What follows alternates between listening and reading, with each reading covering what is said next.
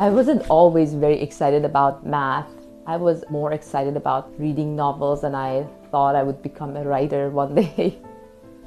I got excited about it maybe just as a challenge, but then I realized that it's really nice and I enjoy it. These were quite difficult times. It was during the war. Right after the war, I had a lot of opportunities. I went to a very good middle school and then high school. I think I was the lucky generation because I was a teenager when things became more stable. My main interest is understanding structures you can put on a surface. There are different ways of looking at it. Either you have a surface with some additional geometric structures, or this kind of problems are related to understanding the space of such structures.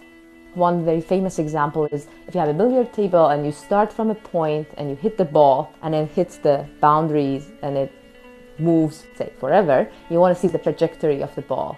Would it cover all your billiard table? Can you find closed billiard paths? And interestingly enough, this is an open question in general if you don't put any restrictions on the angles of the polygon that you started. There are two types of questions. One is about you have a surface with a geometric structure and you're trying to understand some properties of this geometric structure that you have.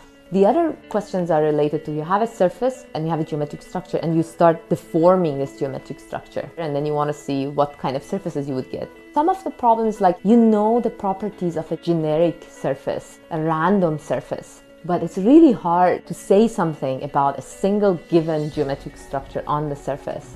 Some of the work that I've done with different collaborators shows that sometimes the surfaces are very similar to the ones of a generic surface.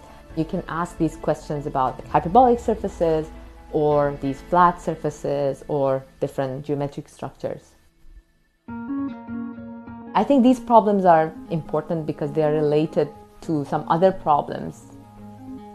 Even if you are interested in higher dimensional manifolds, one way of dealing with them is trying to find some nice surface inside of them.